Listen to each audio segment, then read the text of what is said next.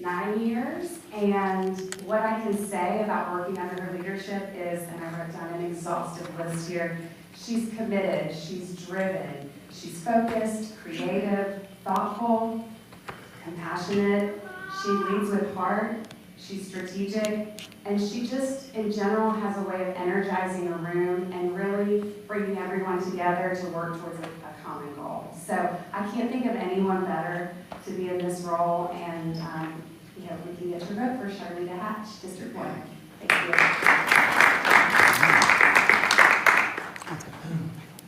And lastly, to join our panel is Cynthia Stone, CMS School Board District 5.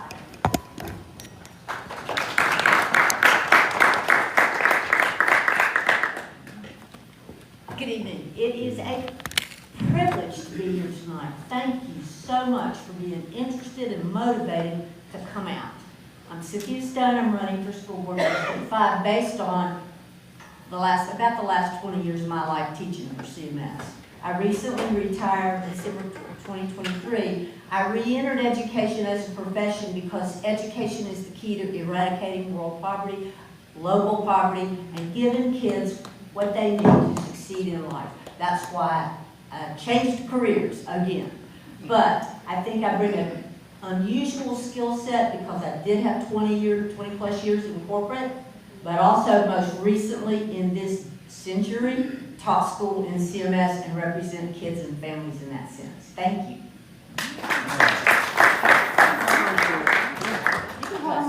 Hold on to it. There you go. Okay. Thank you, candidates, so much for those introductions. Now we're going to get into our questions. This first question I'm going to open to the entire panel, and then my next set of questions will be focused toward our school board members. But first of all, I want to talk mental health. Each body, city, county, and school board says we don't handle that.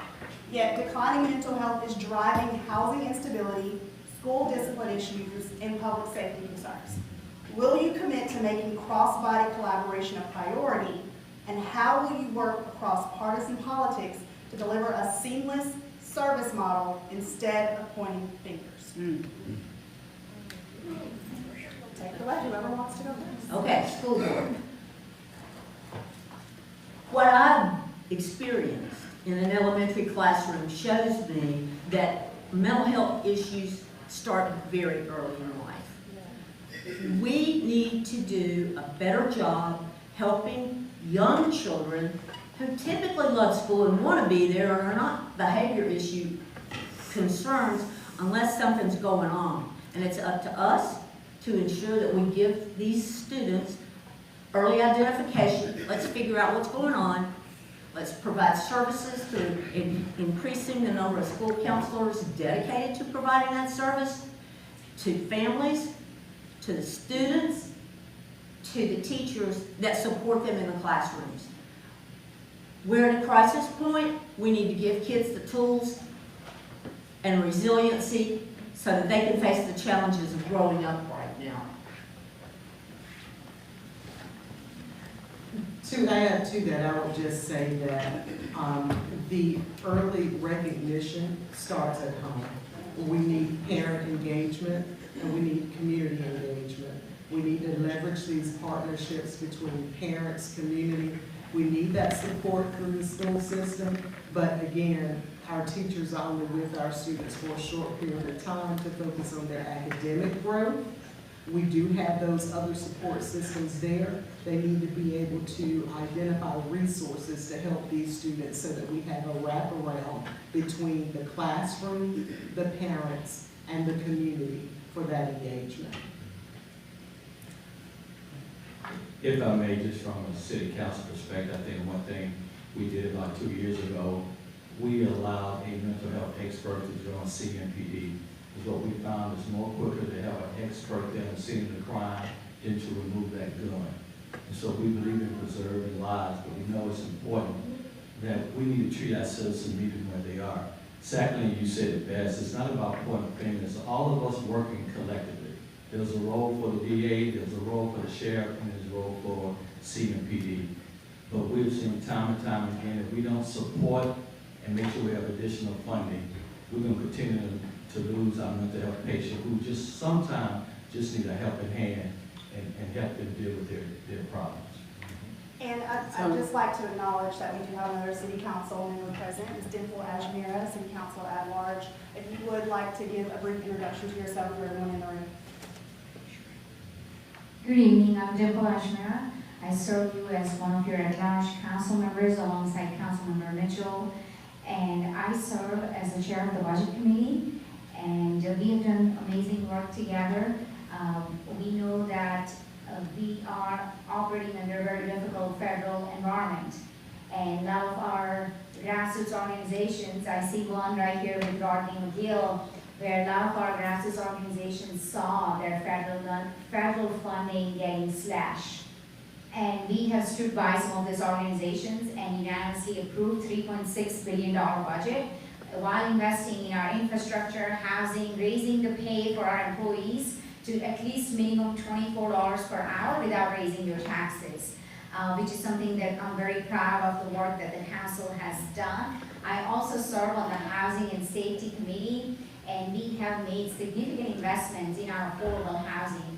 I remember we went from $15 to $100 million in affordable housing, thanks to you all for the bond support.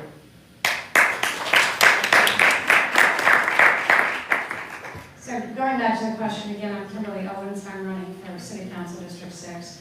Mental health, I want to build on what the council member said about coordination with CMPD. I'm excited about this opportunity for a new chief of police, and I'm hopeful that we will find in that chief additional partnership around the bounds of who actually goes out to calls. I have learned recently that only 36% of our officers are trained in crisis intervention and de-escalation strategies. I'd love to see that percentage increase because I think we're finding ourselves in a time where that is really the skill set that is most needed to safeguard the people as well as the officers. I like to imagine what may have happened when a certain resident called 911 recently, if instead of being taken into custody, perhaps he had been met with a crisis management person who could have acknowledged in the immediate state that he was in and accelerated a commitment proceeding or helped his family. I think help and support for families is important too around mental health.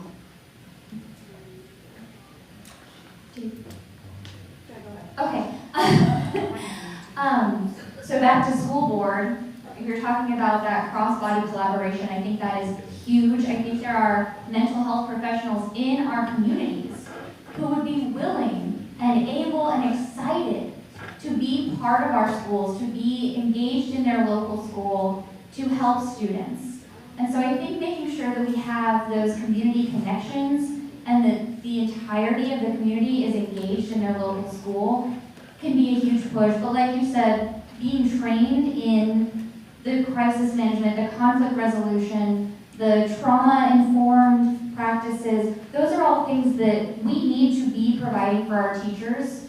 Because right now, the professional development doesn't always center around things like that, and I think it's really important that our teachers understand the importance of mental health and their emotional regulation. Some adults can't regulate their own emotions very well, and I think we have teachers in our school system who fall into that category, and that's not okay. It's welcome, Luana. Yeah, that's what I was like. Yeah, and that's Luana. Yes, we have Councilwoman Luana Mayfield. You want to just give a brief introduction? We have a representative speak on your behalf, but now that you're here, you want to speak for a minute. Good evening, everyone. Please forgive me for running a little late. We just landed back in town. So I am Luana Mayfield. We have a minute. I currently serving on City Council as one of your 4 at-large members. I am now, I would say, 11 and a half years in. Thankfully, as a district rep and now at large, currently I am leading our Faith in Housing initiative. If anybody in here has the CLT Plus app, if you don't, I encourage you to download it. That was something that I brought to the community when I was a district rep, as well as the TLC by CLT, the housing rehab program. A lot of my focus has and continues to be around housing affordability, because if our workers cannot afford to live here, then we're gonna have a challenge. Thankfully, just returned from Boston, learned some things and know of some different ways, and looking at potentially having a new relationship with our county with addressing our housing needs. And I think 15 seconds, I hope to have your support. I want your vote. My info is at votelawanamayfield.com, LAWANA. There's no D or two N's. And I look forward to the conversation. Thank you.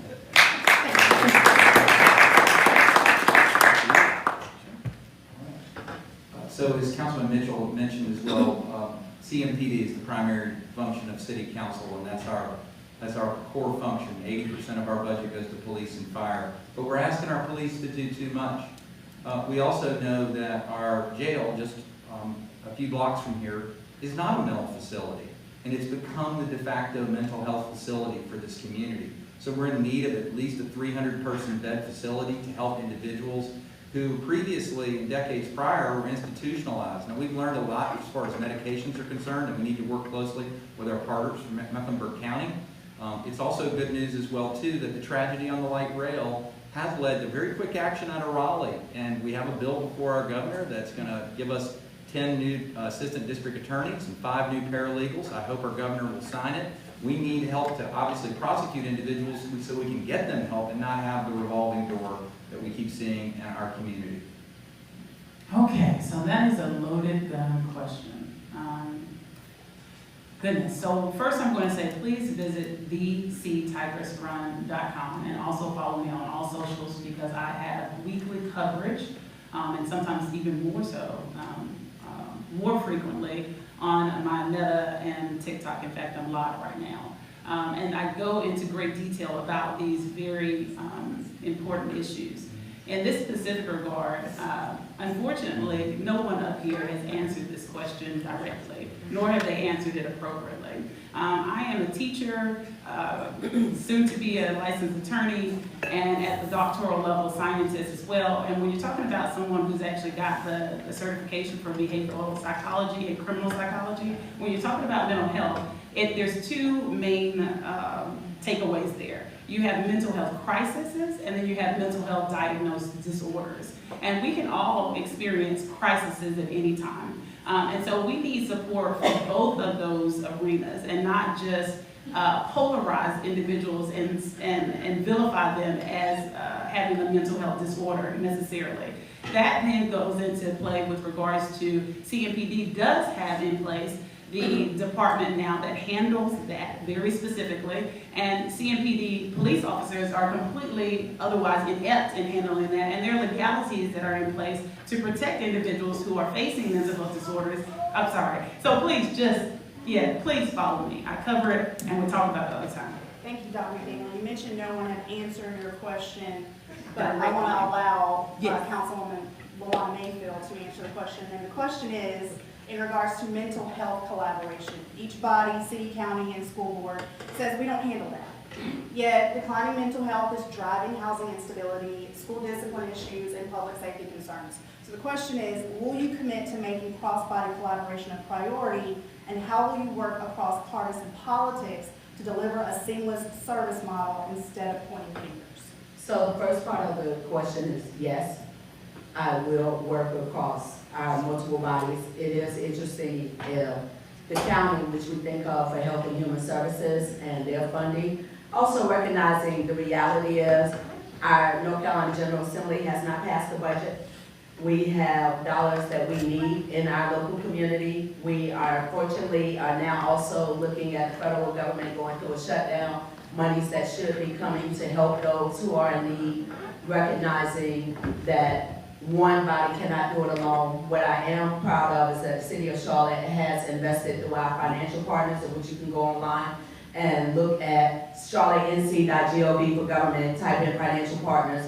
We have attempted to fund a number of those partners to help with this issue, but it is a community issue where we all need to come together. And also, thankfully, I have worked across the aisle in order to get a lot of work done in the North Carolina General Assembly and locally with myself, and specifically with Councilmember Ed Driggs when I served as chair of housing and he served as vice chair, so the work continues.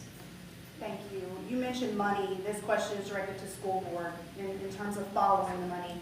Tell us about one expenditure you will cut and one you will increase to reallocate resources toward public education and again, mental health. Be specific about the amount and the budget line.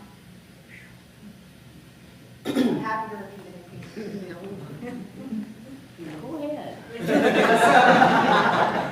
So, and I will.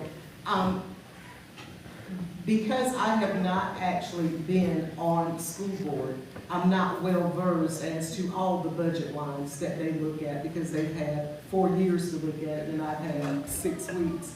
But the first thing that I will say that needs to be reallocated would be this funds that have been going toward consultants and contracts that may be providing services that are no longer needed.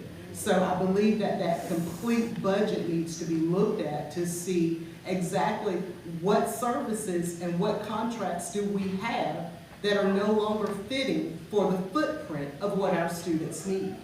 And so I don't think it comes from one pocket of money, it comes from several pockets of money to be sure that our children are adequately provided for through the school system. I've not been on the board either, but every financial decision CMS made has impacted me intimately, and it impacts the students. A couple things I'd like to look at, well, again, a review of technology use in the young grades. Young children needs to be reviewed. I think we need to also look at the money we are spending on facilities as far as furniture, warehouse stuff. I mean, it churns through. It just churns through. And we need to look at, see where that money goes. What do we do with the stuff we're not using anymore? Where is it? Is it in a warehouse someplace gathering dust that we're paying to maintain? Or is it offered up to private sector operations that could actually use some of those materials? What are we doing with the gifts that we have been given, or if you want to call them that, gifts? What are we doing with those? You can get around at what I'd fund, but maybe next time. I agree with a lot of what's already been said. So I will say that the consultants have been a hot button issue, and they do need to be looked at, and the contracts that we are signing with these consultants and with these other partners need to have in them measures of success, how we will measure that they are being efficient and successful in what they're doing and what they're providing for CMS, and that what they are providing is worth the value that we are paying them, because $500,000 goes a long way in providing a mental health expert, an extra one in the school, or someone else full-time in our schools that can be boots on the ground helping our schools and our teachers, rather than a consultant advising someone in the district at the central offices. That doesn't make any sense to me. So those things do need to be looked at very, very meticulously. We need to figure out, are these consultants being held accountable? And how are we using our resources effectively? The things we aren't using anymore, how much is just sitting gathering dust? As teachers, I think we know how to be resourceful, and so you should definitely have more teachers in your school board. Anyone else want to take that question? As far as outside of the school board? No. Oh, Okay, this next one is open to everyone, and Councilwoman Ashmere, I'll start with you. This is talking about community voice. Residents say they feel their voices don't matter. What's one concrete step you'll take to rebuild civic trust, whether in budgeting, zoning, or schools, so people don't just show up, but feel heard and actually see results? Absolutely. Now, that's a great question, because we had equity, engagement, and environment committee a couple of years ago, where we took concrete steps to ensure that community voices are not just heard and listened to, but the actions are being taken to address their concerns. So if you look at our, one example I can tell you is community area plans. How many of you are aware of our community area plans? Okay, that means certainly we need to do better with engagement. But community area plan is an exercise that we are undertaking. We have 14 community area plans that actually helps us guide city's growth for generations to come. based on the input that we have received from residents, like these 3 residents in this room who provided input, there have been changes that have been made. In fact, myself and Councilwoman Mayfield, we pushed back when changes were not made because of large communities or neighborhoods input. So you can see how that community engagement has led to positive changes on our community area plan. Because at the end of the day, our communities should have a say on how our city grows and how it's being developed. Anyone else? Hi, I'm Demario Baker. I'm actually representing James Smudgy Mitchell. I'm a campus representative. Yes, it's absolutely clear that community engagement is also needed in making decisions for the city council. But we ask that the citizens take advantage of being able to appear and voice your opinion in our open meetings. I think that's the best opportunity you have to speak your grievance and to speak what's important to you and to champion initiatives that make sense for your community. So please do take advantage of that. But that's not everything. The city council do need to create opportunities to help, engage the community a lot more by getting out to you guys. So it's not always about us relying on you to come to us. So yes, please do take advantage of all the engagement opportunities that Ms. Dimple was referring to. But also take advantage of your right that you have as a citizen to come and speak your grievance at all meetings. They're open and they're available. And you can watch them online if you can't even appear. Okay? So we hope that you take advantage of that. Thank you. So having been a cooperative extension agent under Karen Neal, the renowned Karen Neal in Guilford County, part of my expertise is andragogy, which is adult education. And so we reach out to them, we go to them. And so too often you hear, and I appreciate everything that Luana has said, I kind of stand Luana at times, but the point that I'm making here is that too often you don't see the city council members out and about. They're not going. You'll see me more often, and you'll see Luana out, and you see us walking neighborhoods and with individuals all the time, and I haven't been elected. And that needs to happen in order for there to be the true engagement, because people are literally in a cycle of life be life. And they don't have the time at all. A lot of them don't feel articulate enough. They don't feel informed enough to be able to stand before the city council and voice their concerns. And also there's a language barrier. And some of you know I speak Spanish, so I've gone out and I've done that as well. Sometimes I don't feel comfortable doing so because I'm not as fluent as I used to be. But it has to happen through that. There needs to be civic engagement that way. And the one thing that I would add is that we need to strengthen our policies across the board that deal with cronyism within these organizations, within the government. Because what happens oftentimes is that we have individuals that will take the seat and the community voice is not heard because of cronyism.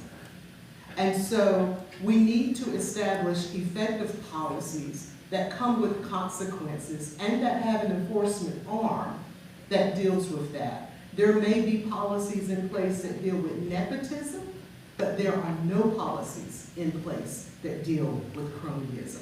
We need to have that so that we can infuse integrity back into these offices and these seats so that we can rebuild the public trust that has been lost. So, you're gonna. Go ahead, Luana. I'll come after you. Okay, thank you. It starts right now. The fact that you all showed up tonight on a Thursday evening. The other piece that I would encourage you, not only individually, but also for your family and friends, if you have a neighborhood association, attend your neighborhood association meetings. If you do not, the city will help you create a neighborhood association, because that's where a lot of the conversations happen. As a district rep, we receive notices of whenever you're having meetings, and we try to attend as many as possible. As an at-large member, y'all have to reach out to let me know that you're having a meeting, even though I may be out in the community. My colleague mentioned the community area plan. We have 14 plans. I have been fighting for months for us to break it up. Because we traveled to other communities and we looked at Dallas. They broke it up one by one. I'm not saying that, for me, I am saying all 14 need to be rushed to go at one time, because we have different needs throughout the city.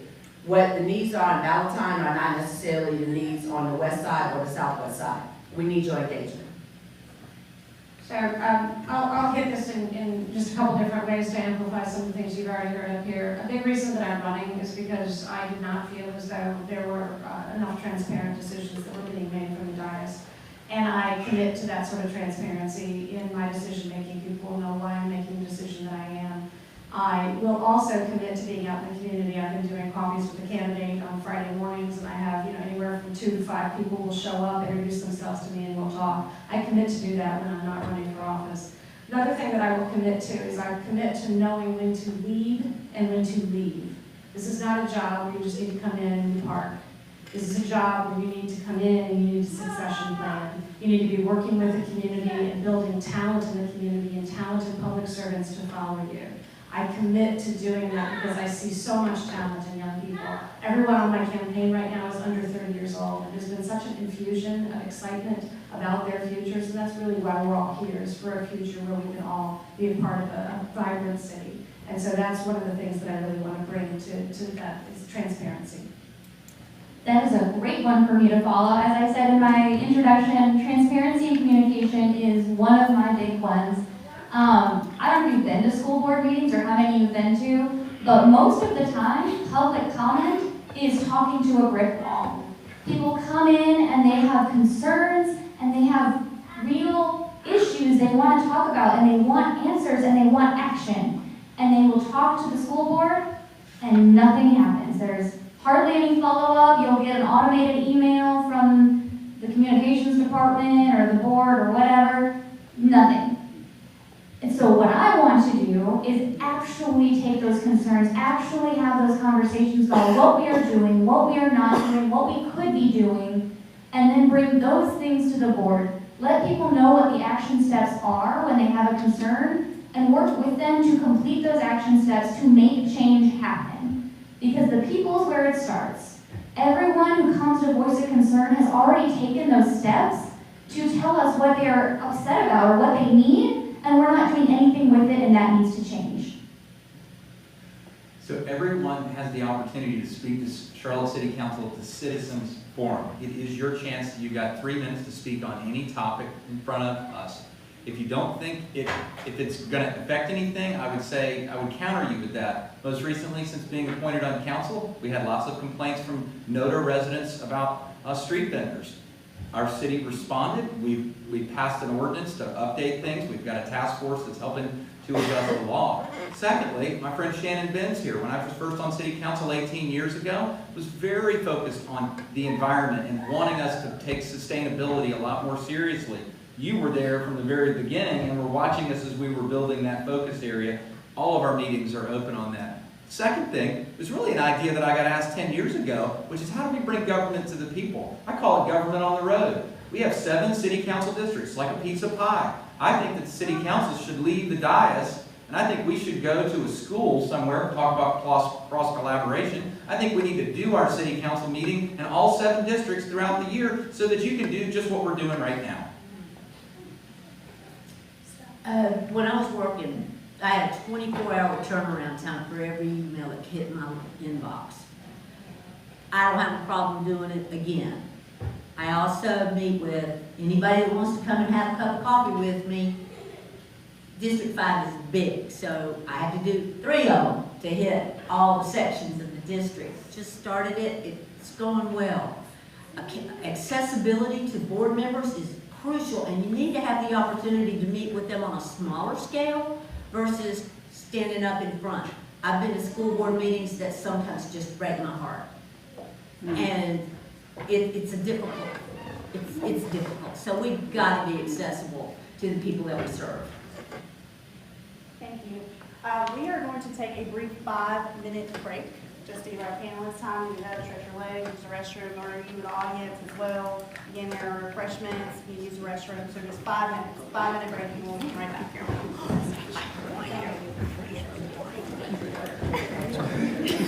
I I'm going to leave it live. I'll be back. Yeah, right. I just today designated to be my social media manager, sort of, and he's like, well, I need content. And I was like, yeah, but like it's hard to sit down and like make stuff and they just record like when you're at things. Like, I was like, there's so much filler, and then I have to like edit. And I was like, I'm gonna do that part. Send me the whole 2 hours. Like, send me stuff. Like, yes, thank you. That's what I did from the start, and I haven't done it till now. It's beautiful. I feel like my head's not there tonight. Like, I'm stumbling over my words. You were covering for her.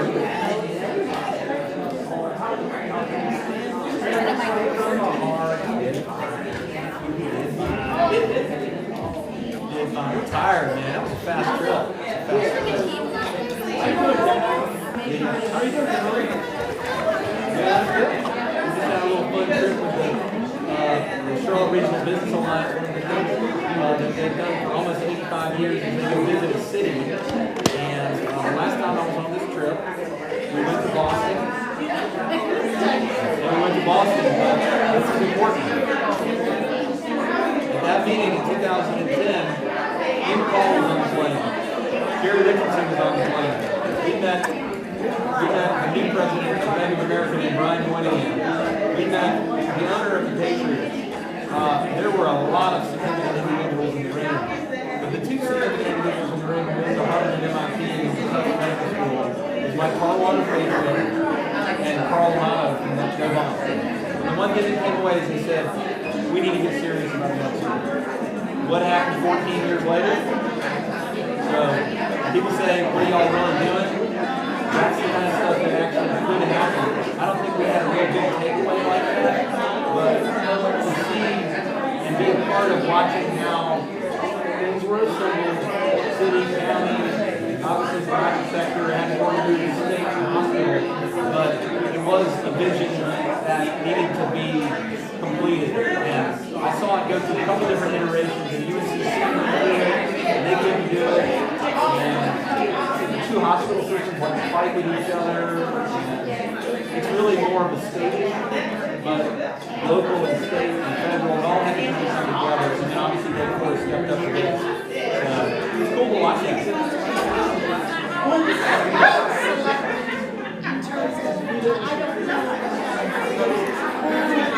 Oh, that's all, yeah. Yeah. Right. How's the city selected? What used to be the chamber, now it's all individual. So, the first time I did this, we went to Chicago. We actually, during the Great Recession in 2008, we stayed in Charlotte, which was most fascinating. Trust city visit. And then the third trip was to Boston.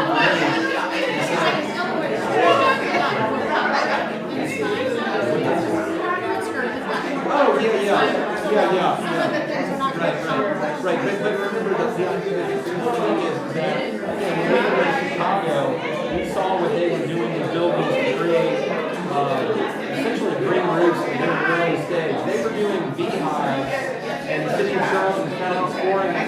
They were doing water reclamation, little things like that are, for improve water quality, just very small things, at least I did, and just like any conference, I mean, we're going to, but obviously the great thing is that it's a chance, what's special about it is the school board, the planning commission, the city council, all are members of the alliance, and they will pay to send you there, the taxpayers will send you there, and that's a good thing, it's really positive. Yes. I'm not an amazing taste player. You need to introduce me again.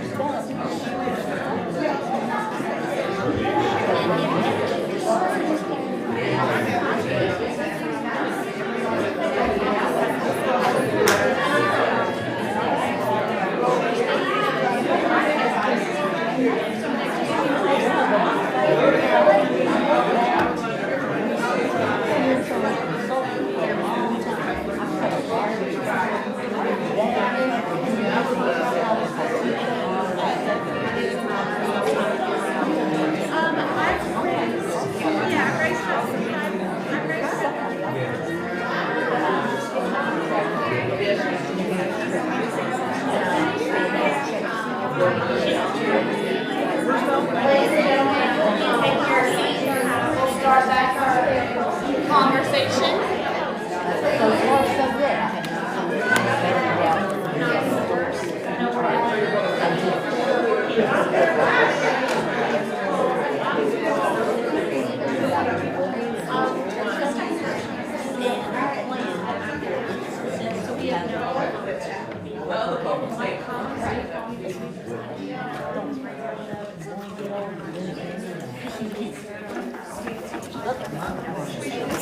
We have our candidates, please take a seat.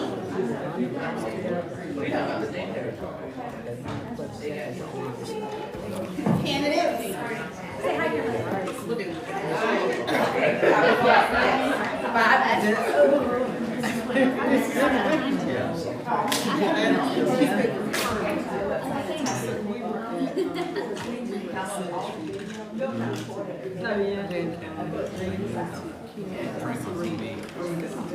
Y'all can do the video.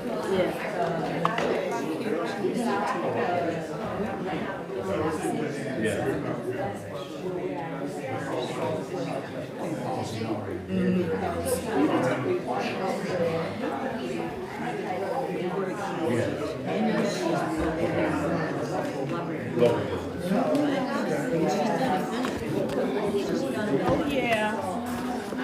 We're doing a terrible job of following your directions. I'm used to it. Dr. Toya's going to spank our butt. I will spank you, please. You said something Okay, yeah.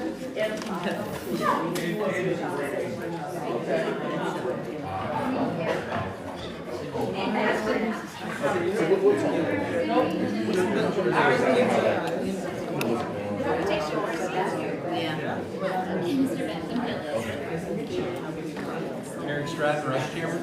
Ken, glad to meet you. Appreciate it. Shout out. Yeah, dude. We've met before. Sustainability. That's right. Yeah. It's a little name, man. No, not quite. Right. Didn't know you, didn't really pay attention to your All right, as we continue our candidate conversation, this next question will be for our city council candidates. We're talking housing definition and enforcement. So we all know affordable housing, it's the buzzword. When affordable housing is defined above what working families actually earn, it becomes meaningless. If elected, what specific income bands will you use for Charlotte, and what's your first lever in 100 days?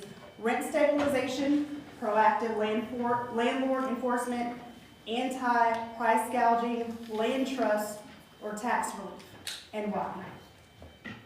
I'm not going to remember all that by the Yeah. time. What happened to the second mic? Second mic? No, what's two? Since Sure. May I answer that question? Okay. All right, that was a lot of questions. Repeat that.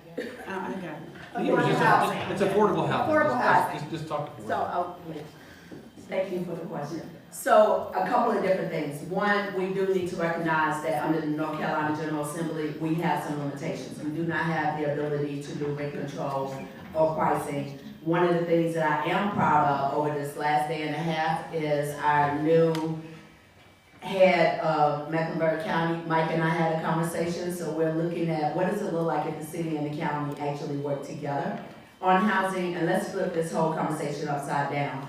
Quick example, the North Carolina Finance Housing Agency, which gives the tax credits, they have an escalation clause in their application. What does that mean? That rent can be increased.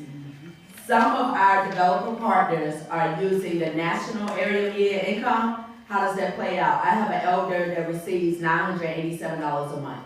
That means you're earning less than $12,000 a year. Your rent is potentially going up $427 when it should be $291 based on your 30%, but they're basing it off the national, which says $23,000 and some change.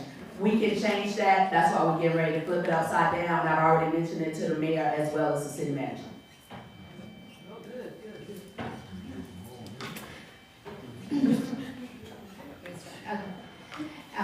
So my colleague already mentioned the limitations that we have in some of the things that we can do, what we have done within the limited tools that we have available, we have made tremendous progress. So we have 0 to 30%, 30 to 60%, 60 to 80, 80 and up. So we have used our housing trust fund to really build affordable housing at 60% AMI on up. What we have done is work with private sector and our faith community nonprofits to build housing, to preserve housing that can help 0 to 30, 30 to 60 and all the way up. And we will continue to do that because we have to build housing at every AMI level. Because if you do not build housing at every AMI level, there will be a gap. So we got to serve those that are at 0 to 30, and then we gotta make sure that there is progressive ladder that can take people all the way to market rate housing, in which we have done.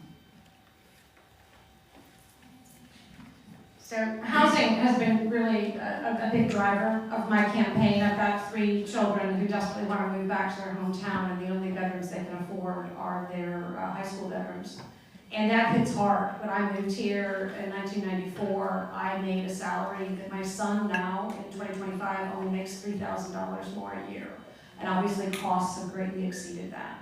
So I am particularly inclined towards what I view as inclusive housing. I've done a lot of deep dive conversations with Tom Hatchett, who's written some brilliant books on housing affordability in Charlotte, and really looking at inclusive housing that does, as these council members have said, that does build for all those different levels and does it in a way that they all share community with one another and learn from one another. I think it's another way to get us back to a sense of community, a sense of having neighbors, a sense of seeing the possibilities and what we can be. So I've been excited by that potential.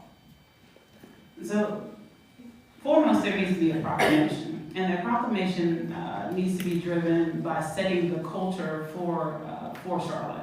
As to developers, because we know we have an issue with developers and large companies coming in and buying houses sight unseen, and so people can't grow in place, or they can't afford housing, or real estate as they would see fit. I've been one of those such people. We spent 2 years looking for a house, and everything that we were interested in was bought sight unseen the next day.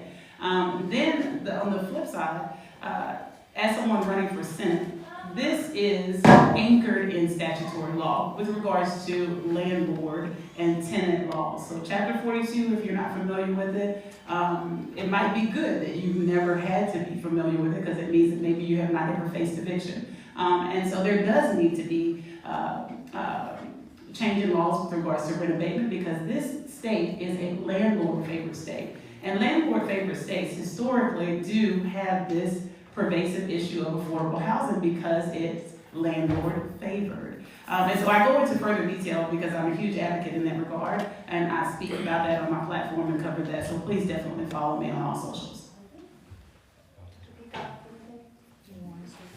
So I began my career as a professional as a mortgage loan officer at Metro Washington, D.C., and I saw all types of housing choices that were put into the marketplace of Maryland, DC, and Virginia. And my job through marketing and doing homebuyer classes was to obviously roll up my sleeves and to help people to make the largest purchase that they would make of their life. And so when my friend here, Kimberly, is talking about her children buying houses, our success has created so much power and momentum in this city. It is actually a good problem, but you have to come into this marketplace, and as you mentioned, it's really hard to get a house. And so the housing and the regulatory piece that our city council and our interactions with the real estate industry, the more that we can reduce the overhead that's being added to the costs, and the more that we can build high quality, interconnected neighborhoods in the outskirts area, and if we adopt these community area plans that Councilwoman Mayfield mentioned earlier, hopefully we'll be able to see an environment where we're going to have housing stock at all AMI levels that will allow anyone to be able to purchase a house. But it is an area where you're going to have to come in and you have to have this is a high income area, and that's why you're seeing these national home builders come here. Again, I can show you affordable housing about 120 miles from here, but there's not many jobs. So again, you got to kind of come into the market, and we're here to create the environment to make that happen.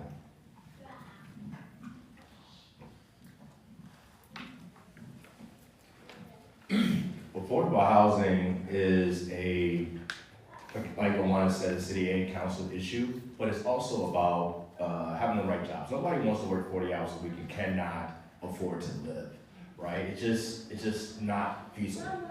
But that's just something that we all got to grapple with and try to create opportunities where we can. But not only that, Charlotte also has anti-displacement programs as well that the city and county, I believe, funds, right? Helps funds.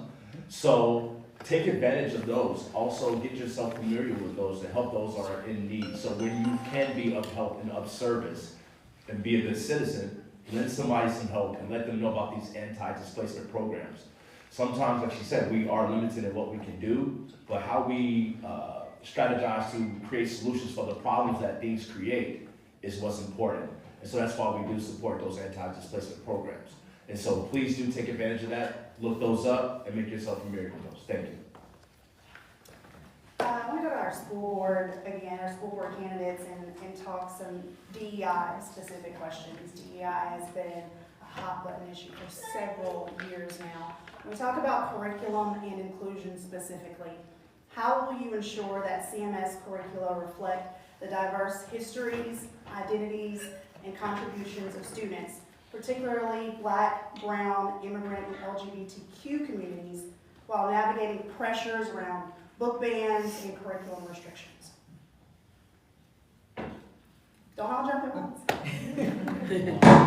It's my understanding that the curriculum that the school system currently uses has been given to them by the state. That there are 4 choices that they get, they review the curriculum, and they settle for what is there. I know that there have to be exceptions to the curriculum that's there. And I know that there are lobbying processes to be able to get new curriculum introduced. So I have not heard of such things going on with our current school board, which again, if you're going to occupy the seat, you need to occupy the seat to fulfill the needs and meet the needs of the people. But if you can't hear them, then that's the problem. And so therefore, we need change and we need bold leaders that will challenge what's available, critique it, and make resolutions and make suggestions for new curriculum if that is what's needed. As a former teacher, I can say that while my curriculum was handed to me, the materials with which I teach that curriculum were not. So those resources are things that I got to choose. And I was lucky enough to be able to choose things with autonomy as the classroom teacher and the expert on the subject. But I know that's not the case for everyone. I know that I didn't teach a core subject, and sometimes those do have more materials sort of pushed out to them as these are what to use, these are the best practices, and they're not always the most equitable and representative.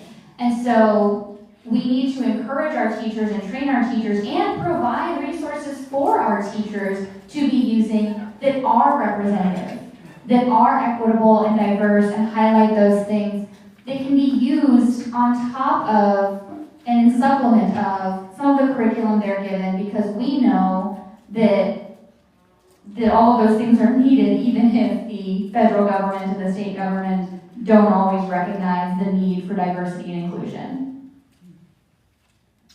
I could talk a long time about curriculum, but let me tell you this. I have classroom teacher friends who were told at the beginning of this school year, the current school year, that every book in their classroom had to be reviewed by a panel of people from their school to ensure that it follows the federal law and also the state law that we have in place. Now, people want to see this kind of curriculum change, they need to get their feet out there and vote. Because the district has limitations put on us by the government that we have to adhere to. So, first off, we need to do that. Second off, teachers are young children. That is prescribed in most schools. You are required to follow it. We need to look at that because I taught in a school that did not have those restrictions. And I appreciated that as a teacher. So also, teachers' hands are being tied as to what resources they can use to ensure that the DEI laws that are now in place are followed. This is wrong on so many levels, I can't even begin to speak about it. Thank you. Keeping with the school board and DEI, when we talk about student discipline and belonging, that sense of belonging and have a community, data continues to show disproportionate suspensions and expulsions for Black and brown students. So what changes will you make to those disciplinary policies? The first thing is review them to see when was the last time the policy was reviewed for its applicability to our students today. The second thing is to, again, engage with the community to learn what those needs are, what those challenges are, review the data that you just shared, and construct new policies. Because if these policies are being weaponized against our students, then again, bold leadership, not leadership that's coming in for profit, not leadership that's coming in to be someone's crony, not leadership that's coming in just to fill a position for the personality of it, but bold leadership that knows how to review the policy, dig deep into it, look at and analyze the data that is available, and boldly take a step to get policies changed. And that would be me. Discipline in schools, it's a problem. It's a big problem because it interferes with everybody being educated properly. The policy that you're speaking about was last updated in 2020, as far as I could see. We need to examine what exactly triggers the consequences that are put in place and are disproportionately affecting student groups in our schools.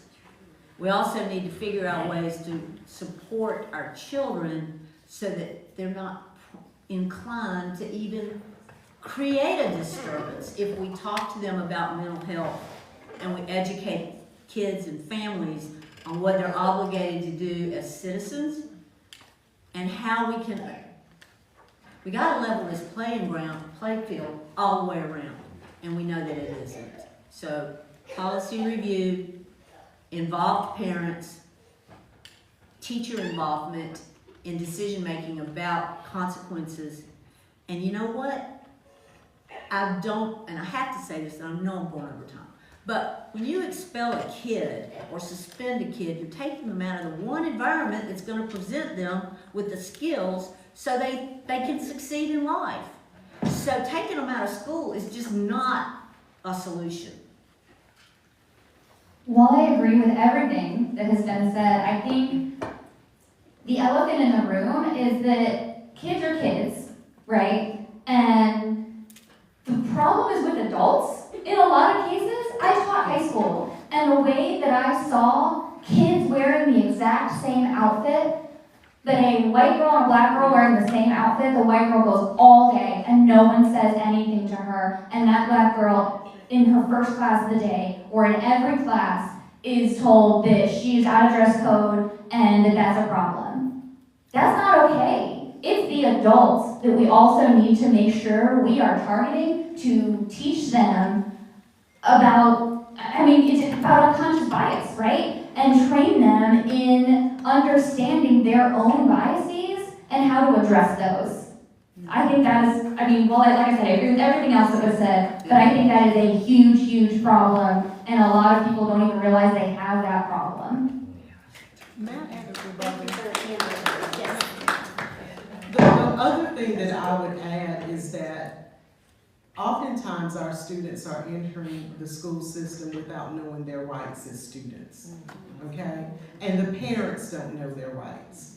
Now, unfortunately, but fortunately for some of the teachers and administration that have had to deal with me over the last 20 years regarding my students, they know that I always come in armed, knowing the rights of my students.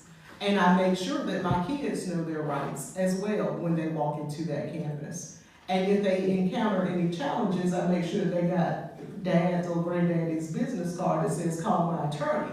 So, at the end of the day, knowing our rights as it relates to these disciplinary policies and reading them and challenging them is the key as well. So it has to be a 360 approach. It has to be a 360 approach. And the sensitivity training, teachers need it, students need it, administrators need it, security guards need it, and we need to look at what policies are being used and weaponized against our students. You mentioned unconscious bias. Along those lines, I'll ask school board members again. You mentioned policy. How will you support teachers of color navigating in bias, advancement, and burnout once they enter the system, once they become teachers?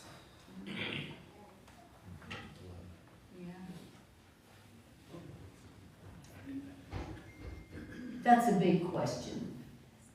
One thing I did that I was really proud of, and I think this happened about 2015.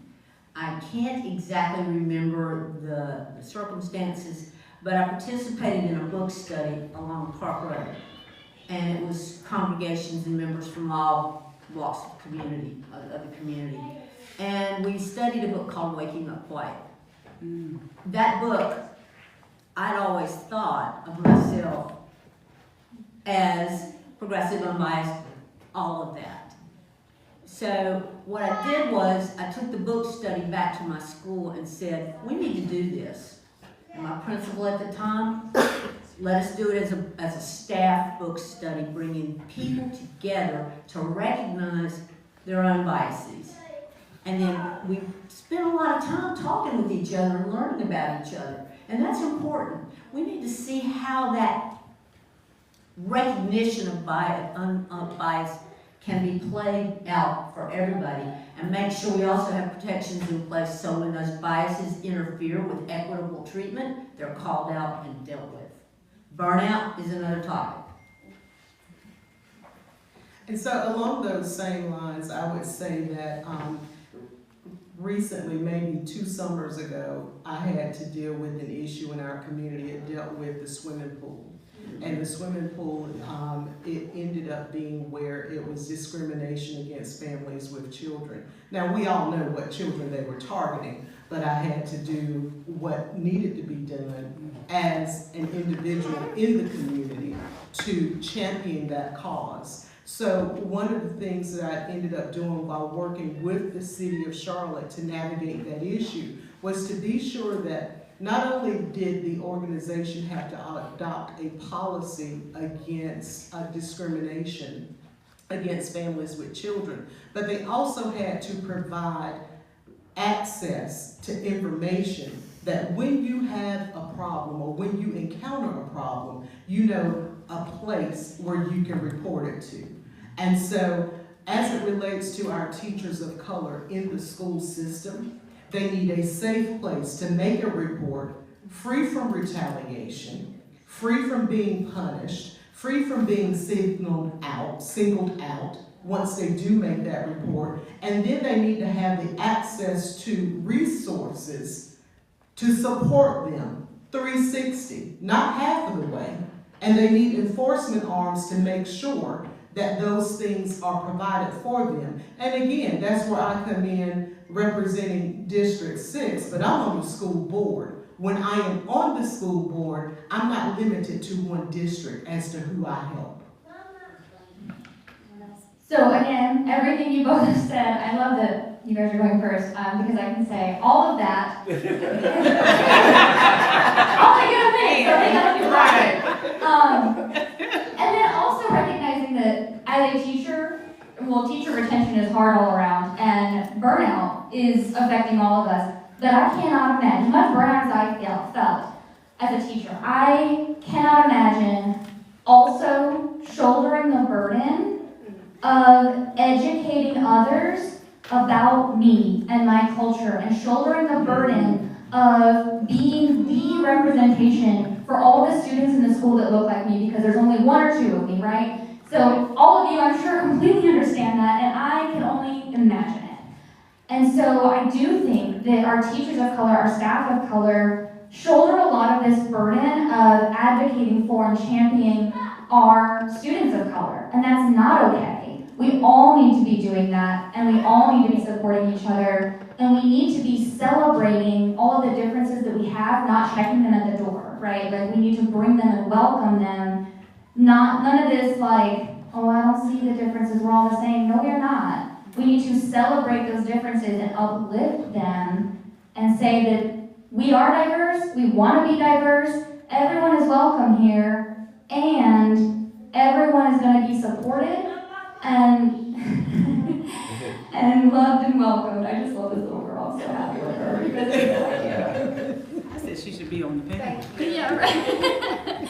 She's about my daughter. At this time, we do want to open it up to the audience because you may have some pressing questions, and hearing the candidates speak may have piqued something in your mind, so we want to hear from you as well.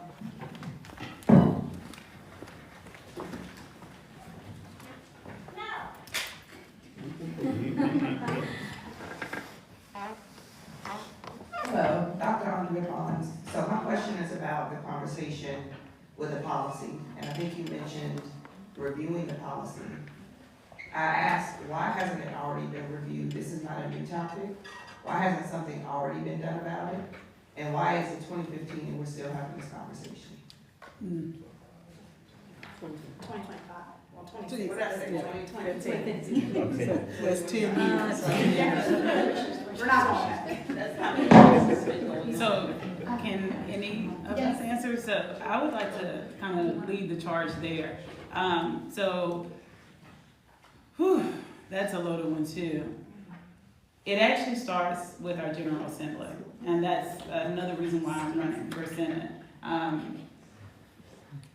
There's been constant gridlock, and there's this incessant cyclical war between the two-party system and who has the majority and who gets to decide this, and it's the conservative war versus the DEI war, and so nothing's getting done in that regard. And so the improvements and the reform that we need is only incremental because it's put in place and then it's rolled back. It's put in place and rolled back, and so that's been constant for the last 2 decades, to be honest. If you look at, you can see the statutory changes are all public knowledge, and that's exactly what's been going on. And we have a very similar dynamic here with the city council, and we just have stagnation in that regard. And it's not all of the city council members, but of course, if they can't work together symbiotically, then there's just net zero growth. And so that's what's going on. And when you talk about the board, there's been, remember, the superintendent change after superintendent change after superintendent change. And you have that issue, which is so pervasive that it stunts the reform that we need to see. And now that Dr. Hill is in place, the irony, the immediate changes that have been taking place, because I pulled my son out of public schools based on that stagnation. There was being put out, and also the misinformation. There was so much misinformation as to, oh, CMS schools are doing so well. How so? I didn't know. I couldn't pass my degree programs with a D average. And there are a lot of the schools, so there was this ignorance, this cognitive dissonance that was going on, and again, through this cyclical two-party system war, and there was just this net zero growth. So I would say the policies have not been reviewed, and I've not been on school board. I am a newcomer, so I have to speak from that perspective. And that perspective is honest communication. Because if you have people on the board or school system that's not in the regular practice of honest communication, then that does not allow them to address the real issues from their systemic failures to our students. So honest communication and the avoidance of honest communication is the reason those policies haven't been reviewed. Because to review those policies would be to expose themselves and their shortcomings. So thankfully, safety comes in many forms, and Tony Emmahel is the safety net that's headed to this school board, with your help, of course. when I was in the classroom, I was also in a district role called, I was a member of the local FAC Faculty Advisory Council that each school has in place. That rolls up to area to form a committee called STAC, Superintendent Teacher Advisory Council. I served 3 years, those were the worst 3 years, y'all remember those? That group, it's comprised of educators, classroom people from reps from the middle school, high school level, combined with reps from the elementary schools. At that point, we presented many things, and we fought against many things that some battles we won. Teacher pay stretched over 12 months was a biggie, because we were the only district in the state that didn't allow teachers that option. To the grading policy, which the teachers all opposed, but hey, we know what the grading policy is now. So those vehicles that are already in place need to be guaranteed the right to make their voices heard outside of those environments, and then the people doing the jobs need to have a voice. They need to be represented. I'm it, man. I'm the only one that taught before, during, and after COVID. So, you know, I guess if we're gonna make a plug for yourself, here's mine. I also taught before, during, and after COVID.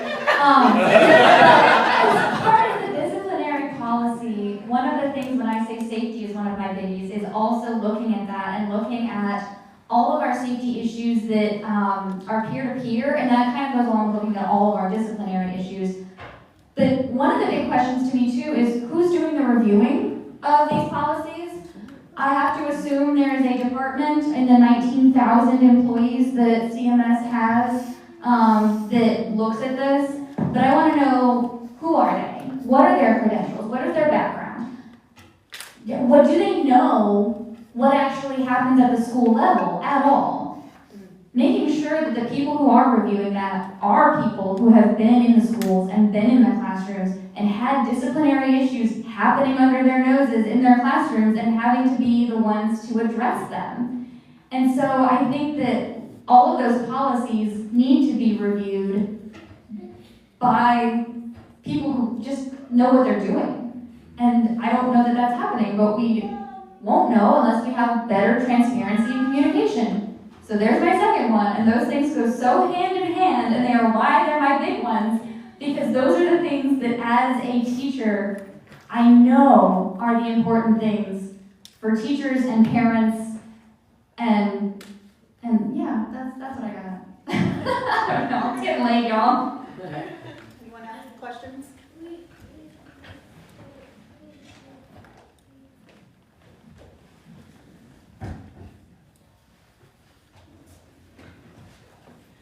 Hello. So my question, based on what we do as an organization advocating for Black women and girls, what have you all done so far to already understand the needs and the barriers of our community, and what will you continue to do to make sure that this is not just a temporary thing that you're doing, it will continue on? I really don't need the mic, even with my voice hoarse. You tell me if I do. Yeah, you think so? I do, okay. So this actually is near and dear to my heart. Some of you know when I first started running for office in 2013, I actually made an announcement that I would not join directly or become a member of any additional groups, so that there would be this well-established stance, consistent stance that you know that at the end of the day, my focus is greater good. And so that's the only reason why I've not sought membership in your group, because everyone that knows me from every aspect of my academia, my community leadership, they know that everything that you do is exactly what I've done since I was 18 years old. So there was a program at North Carolina A&T State University that Aggie Queens started. I was queen of 2 different organizations, an honor society, Golden Key, which is an agricultural honor society, and then Alpha Tau Alpha, another honor society for STEM. With Miss North Carolina A&T State University at that time, all the queens came together and we created Aggie Queens. Some of you may know about this.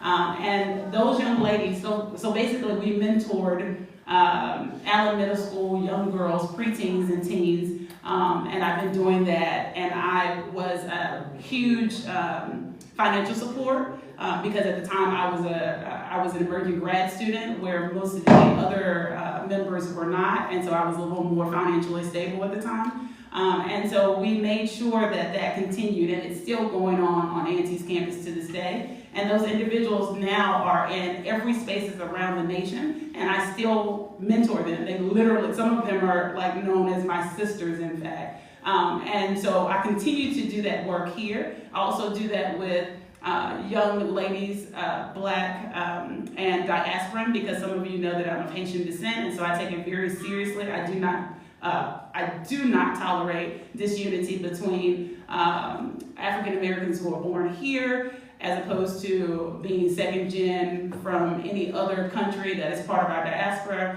And so I wrap my hands around them here in Charlotte. I'm known for doing so. They reach out to me for that very same reason. I actually run the Above Ground Railroad. I've done that for now, goodness, since 2014-ish.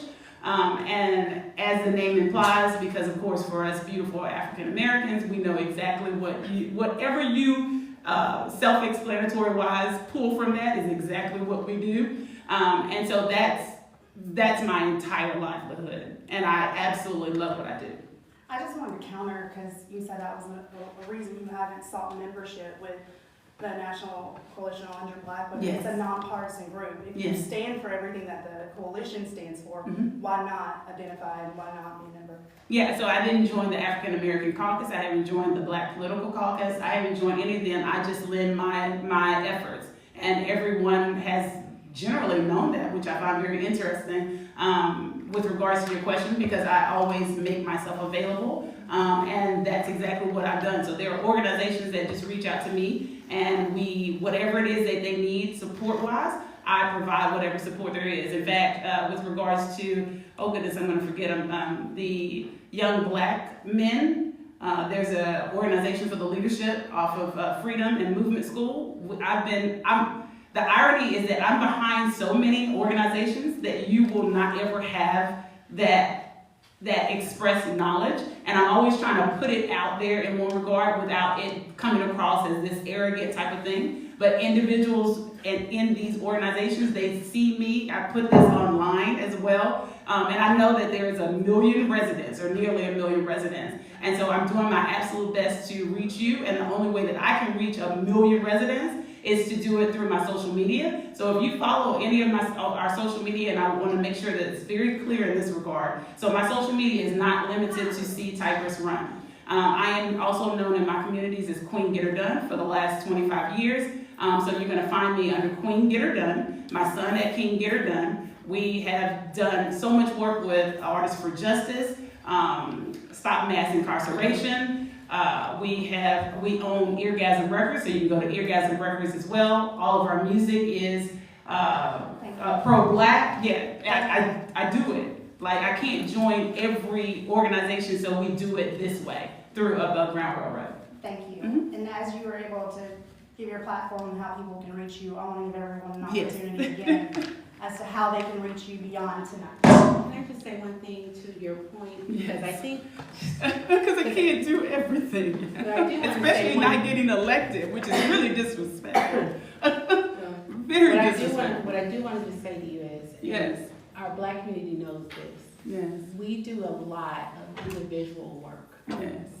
Other communities don't. They Yes. come together, they fight together, they hold their hands, and we pull each other up. Yes. So I would employ you and any others to connect to other organizations and communities. If you support us, Yes. support us. Yes. Republish our things. I do. Go to our programs. It's not just you. It's everybody. Yeah. We can do this together. We would never get ahead and make policy change By ourselves. doing it by ourselves. You got it. Yes. So I implore you and everyone else to try to come together to do this. Yes. Doing it alone, you're never going to get ahead. You got it. And that's exactly why I've done it the way that I've done it. So if you go to, and I find it very interesting, when you go to my websites, I think a lot of you are going to be very, very shocked. And again, that's why I find it very, and I'm going to say it, I find it, well, you were given the opportunity. We want to hear from everyone. Absolutely, but it's just, honestly, I do want to make sure this is stated because this is very, very near and dear. At this juncture, I am very concerned, and I have made very clear statements as it relates to the disunity here as far as, and Rodney knows this, I talk about it all the time. So the fact that some of you didn't even know that I was on the ballot as a mayoral candidate, some of you didn't know that I've been running consistently since 2013. The fact that you don't know these things and that I have made myself available. Again, I am only one person. And when you go online and see how much I'm doing as one person, I think that an apology would be in order. Thank you. Thank you. Okay, so I believe the question was, how are we going to stay involved and engaged in this work? Okay, and so I am a mother of 3 girls, and I am a grandmother. I have 1 granddaughter, and I have probably 8 nieces and at least 4 great nieces. So this work just in support of Black women, Black girls, has been my life, okay? When my older children were younger, back in the 1990s, I was holding classes for them, particularly for the girls, at the library, local libraries, and other girls in the community, throughout the community, to help them establish values for success. So this is not new. For the last 20 years, I've been in Charlotte-Mecklenburg schools, volunteering in teacher classrooms, volunteering on the PTOs, leading PTOs. I've been in the school improvement teams, working with the administrators to see what their goals were and how they focus on our students. So I'm not leaving this work, regardless of what happens in any election. So again, I've always aimed high for my children. Now I'm looking to aim high for the children that are in Charlotte-Mecklenburg schools. And again, go to my website, aimhighwithtony.com, to learn more about my platform and to learn more about me. Thank you, Ms. Owens. Yeah, so, is this on? I don't think it is. It's Hello. Okay. So I'm going to take a stab at the question. So prior to the last 10 years, I was in the school system with the school leadership teams and coaching, obviously, the 9 teams at Old Providence Elementary and at Randolph Middle School. And I had wonderfully diverse teams in both places, and it was really, really just an education for me and the way these little minds think. And it was really energizing. I've got 3 sons, and so my interaction with the girls on the team was some of my favorite times of day. I will also say that the last 9 years I've had a Black mother-in-law and a Black sister-in-law who have taught me through the grace that they've shown a terrific amount during a really tumultuous time in our country. We trade books with each other and we have really open and honest conversations. I've learned from them and through my marriage to my husband that there are times when it's appropriate for me to advocate, and then there are also times where it's appropriate for me to ally.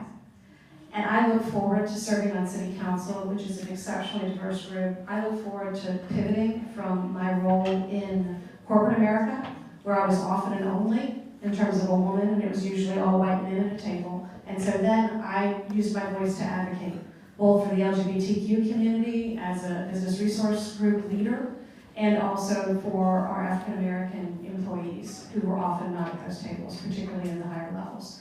Now, on City Council, we have 3 LGBTQ with the addition of JD, I will ally in that space. I don't need to lead that space because I don't have that lived experience. The same thing with my African American colleagues, particularly the women up there. I will ally, but it is not necessary for me to advocate. That is an overstep. And so I think, at the risk of being some sort of a white savior, you need to know when to sit down and when to learn and listen. And that's how I intend to continue to lead this space. Thank you. I know we're running out of Yes, time, we are running out of time. so do you want us to start wrapping up? And I would definitely love to talk to you afterwards. Do you want us to Yes, start just wrapping up? quickly where people can reach you. Yeah. I think for Ms. Emma, She already said it, Tigers, y'all. we know exactly where, but anyone else, yes, really quick, please. Okay, so if you want to get in touch with James Smudgy, please go to his James Work for CLT website if you want to get in touch with him. Also, we have a cell phone number for him if you want to reach out to him as well. It's 704-617-0399. And I will tell you, just as a personal friend to Smudgy, he supports Black women every single day. In fact, he's married to one of the most astounding and most accomplished Black women I know. She's like the third Black woman to go into space, right? And so every day he gets to support her and live beside her and be, her strong Black man, her king to her queeness, right? And so, and he actually calls her queen. I mean, literally, I didn't learn her name for a while. And to represent someone like that really shows that type of exemplary character means a lot to me as a Black man, because I'm also married to a Black woman, and she would probably kill me today because I forgot my ring. Anyway, but love everything. Thank you. Vote for Smudgy.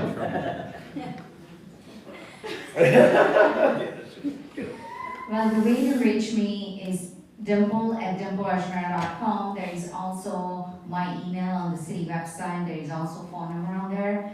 The best way to remember my name is keep it simple, vote for Dimple. I'm sure many of you know that my slogan from past couple of campaigns. I think you asked a very good question, and I wanted to make sure that I address that. Equity is something that I have been able to champion as a former chair of Equity, Environment, and Engagement Committee is through lived experiences. I've been in a lot of spaces where there aren't many people that look like me. I literally went from cleaning motel rooms to help pay for college to managing multi-million-dollar budgets, including working at TIA Craft as a certified public accountant. I know what it's like to be in a room where there are very few. So I lead by an example. We have been very intentional about our staffing. We have interns that are from underrepresented communities. I'm very grateful that we have Xavier Boston here from our team, who has been a great mentor to over a dozen interns that we have, because we're making intentional effort to ensure that we have underrepresented communities that are being accounted for in part of our campaign team, because that helps us helps us build our policies for our future. And I'd love to connect with you afterwards. So keep it simple, November 4th, vote for Dimple. Thank you. Thank you.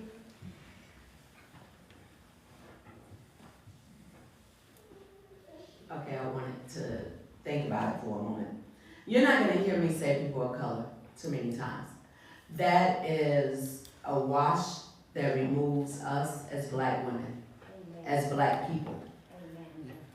As well as when we think of the Latino community, the Asian Pacific Islander community, our African diaspora. One of the many things that I'm proud of, one of the organizations that I'm a part of is the North Carolina International Minority Coalition, where we represent over 20 plus different countries and cultural representation. I am constantly in community, meeting, learning, being invited to our cultural events, celebrating our Somalian community, when we have a lot of our workers at the convention center that are from Somalia. What I love is when I'm there at an event and they come up and we're able to give each other a genuine hug, because in this space and time, where over 350,000 black women who are highly educated have lost their jobs, we need to be looking out for each other, and we need to give each other that nod. We need to give each other that, sis, you looking good. We need to be showing up for each other. I am proud of the fact that I'm also constantly advocating from the dais and in the community, specifically for women-owned black businesses, having a conversation with CRVA, our Charlotte Regional Visitors Authority, to make sure that our black women businesses are getting the opportunities with contracting, not only with CRVA, but also with the city of Charlotte, and making sure that our voices are heard. Yes, I want your support. Yes, I want you to go to vote.LaWanaMayfield.com to research my website, do a Google search. I am not everybody's friend, because I have no problem directly addressing the issues when we are being attacked on a daily basis. And I do not believe in code switching, because God already created us to give us everything that we need to stand in these spaces. So that's why I took that pause at the beginning, because I sound a little emotional, but honestly it's just being pissed. Because we walk into spaces every single day and have individuals question or attempt to mansplain what we already know or what we just said. Those days are over. In this day and time, it is our responsibility to fight for each other, to stand up for each other, and for those who don't and who only say it in words and not in actions, I am beyond past not calling you out. Because at the end of the day, the attacks that are happening on us on a national level, on a local level, on a daily level, if we don't stand up now, I don't know when we will have another time too. Yes, you can follow me on Instagram, it's backwards, Mayfield, LaWanna. I'm on Facebook, I'm on all the socials, but more importantly, I'm in the community on a daily basis. And I want to know how I can continue to fight and stand up for us. Thank you. So, Kimberly Owens, I am, as you have heard, running for Charlotte City Council District 6. My website is OwensforCityCouncil.com. I am on all the socials as well. You can find me there. On Friday mornings from 8 to 10 in District 6, I do Coffee with a Candidate, and those are advertised both on Mobilize and then also on my website. And I really would just love an opportunity. I consider myself at heart to be a storyteller. I learn through story, and I communicate best through story, and I look forward to hearing stories from people and escalating and elevating those as necessary in my decision-making and in my influence of people on City Council. So I hope you'll consider me if you are in District 6, and you'll speak well of me and you speak at all. So thank you. Thank you. Hi, Jillian King, CMS School Board, District 4. I'll reintroduce myself in case you just want to Google it, because that is usually easier for most people. If you'd like to write it down, it is votejillianking at gmail.com is my email. That is going to be a really great way to get me. Also, my cell phone number is 704-493-0803. It is my personal cell phone. Probably shouldn't use that for campaigns, but like, you know, you do again what you gotta do. It's fine. It's fine. My website is votejillianking.com. It's not awesome, but it does have links at the bottom of every page to my socials, which are also, I'm not a social media person, so also not super great. Just contact me directly, because that is what I'm in this work for, is to talk to people directly, not just have them see what's online and assume they know anything about me. None of us want that, so please call me, email me. I've got business cards and the tables out there as well as with me. If anyone would like that information in writing, because that's way easier than listening to it. Thank you. Again, I'm Edmund Peacock, City Council District 6, running for one of your 4 at-large positions. I'm qualified, I'm experienced, and I think most importantly, I'm a leader that's had perspective in this community, and I bring those leadership qualities to the way that I've conducted myself on City Council, not only in the past, but as others have noticed that I'm a constructive conservative that works across the aisle. We need balance in this community. It takes 2 to tango. Great ideas come from both sides of the aisle. That's the type of leadership I bring. You can reach me at edmundpeacock.com. or you can reach me at charlottenc.gov. Thanks a lot. Thank you. Ms. Stone? Cynthia Stone, District 5 School Board candidate. My website is stoneforcms.com, pretty straightforward. There may be D5 on the end of it too, I get mixed up. But it's important that everyone in this room and beyond really researches what the candidates' positions are on a variety of issues. Also, it's important to recognize the values that people live by, because I think your values say a lot about what you feel and how you act and what you do in support of others. I really appreciated what Kimberly said. It's impossible. It's just impossible. But we have to, as a white person, it's on me, you know when to advocate and when to support and what to do to ensure that everybody in this country, everybody in the world, receives the respect that they are due as human beings. Thank you. Thank you, candidates. Let's give our candidates a round of applause.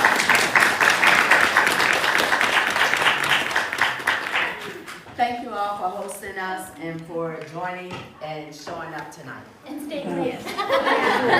Thank you. So before we go, we have a few words.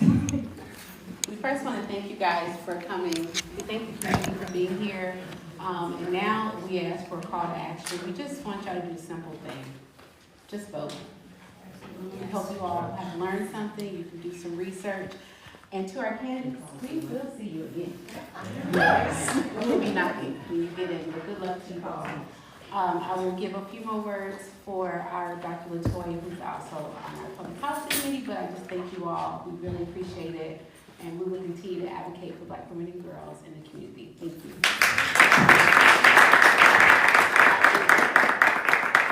just want to thank you all, thank all the candidates. Thank you, Janet Parker. Thank you so much, you all, for being a part of tonight's dialogue. Your presence here shows that our community is invested in shaping the future of Charlotte and Mecklenburg County. On behalf of the National Coalition of 100 Black Women Queen City Metropolitan Chapter, I want to sincerely thank you all again for thank candidates, thank you all for your public service and your commitment to public service. And to our community, thank you for engaging with us tonight. The strength of our democracy depends on informed and active citizens. As an organization, we remain dedicated to uplifting and advocating for Black women and girls, and we invite you to stay connected with us, whether through membership, volunteering, or our community events. Together, we can ensure equity and opportunity for all. Have a good night.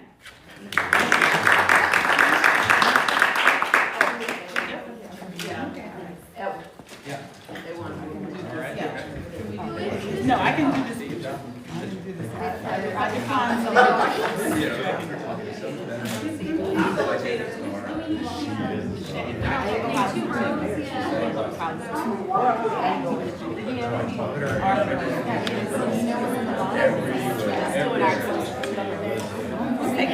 Unless you want to have someone who says stand behind us. Slide up.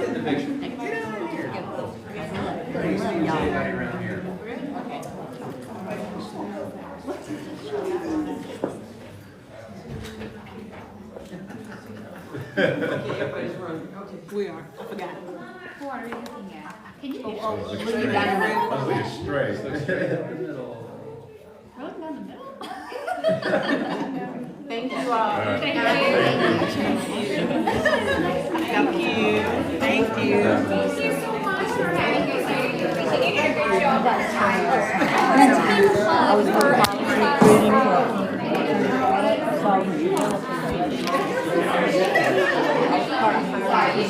All right. Give me 1 second. Excuse me. Yeah, I'm helping Smudgy a lot. All right, so I just wanted to let you know that I will be probably going live on Sunday because I've got some updates to make with you all. So I'm pretty sure Sunday will be the day. You already know, I'll let you know when it's going to be solid because I'm not sure.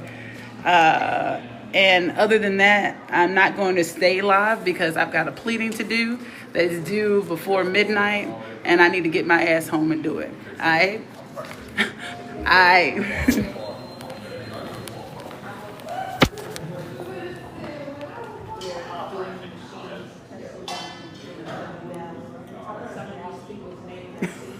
You can't end it. All right, let me get this up for the security. Come over here and get. Y'all don't, I can't even end it. Going on right now? We got escorts to my car and all that. This is nothing. We get the personal escort or what? Am I what's going on? This is an easy day. No, listen. I don't even think it's doing it.